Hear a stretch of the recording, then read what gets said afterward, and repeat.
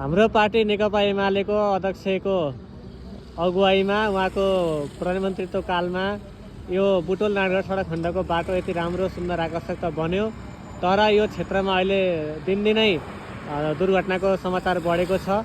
बाटो राम्रो भएर मात्रै हुँदैन, बाटो अन्तर्राष्ट्रिय स्तरको भएर मात्रै हुँदैन।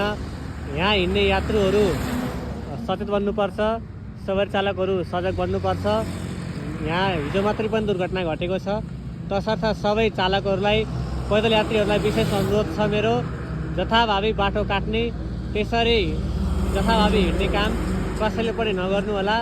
बाटो मात्रै अन्तर्राष्ट्रिय स्तरको बनेर हुँदैन, हाम्रो चेतनाको स्तर पनि अगाडि बढ्नुपर्छ भन्ने मेरो भनाइ हो। एमालेको सरकार आउँदाखेरि बाटो यति राम्रो बन्यो, त्यो राम्रो कुरा छ। देशमा राम्रो गर्ने बाटोघाटो, सडक, खानेपानी, सुरुङ मार्ग, रङ्गशाला सबै गराउने पार्टी एमाले हो, यसमा दुई मत छैन। यसलाई हामीले यो विकास अनुसार आफ्नो चेतना पनि वृद्धि गर्नुपर्छ कि हामीहरूले कसरी बाटो काट्ने, कसरी के गर्ने भन्ने कुराहरू जानकारी भएन भने हामीहरू दिनदिनै दुर्घटनाको शिकार बन्नुपर्छ, दुर्घटनाको समाचार बन्नुपर्छ।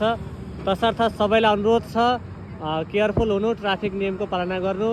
अनि सहरी क्षेत्रमा अनि यो रेसिडेन्सियल एरिया भन्छ, पब्लिक एरिया जुन भन्छ, यो भिडभाड हुने ठाउँहरूमा सवारीको गति कम गर्ने र यात्रुहरू पनि जथाभावी मन लाग्यो भनेर बाटो नकाट्ने, यही छ।